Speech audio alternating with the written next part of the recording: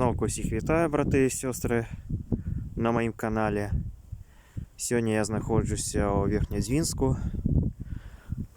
Я стою каля раки Заходня Дзвіна. Тут заканчивается Верхньодзвінський городский парк. Тут пясочек, тут улетку люди купаються. Цяпер не, все ж таки на дворе зима. На дворе зима, цяпер можа тут яшчэ бліжэйшы можа месяцаў так 5-6 дакладна ніхто купацца не будзе.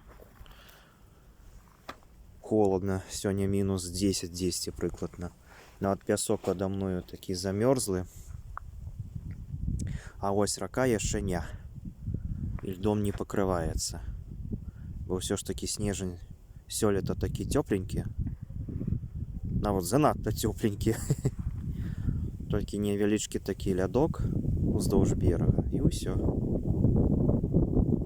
А вось, дарэчы, вось той супрацьлеглы бераг, гэта ўжо Мёрзкі раён пачынаецца. Тут я вам адразу паказваю два раёны: Верхньодзвінскі і Мёрзкі.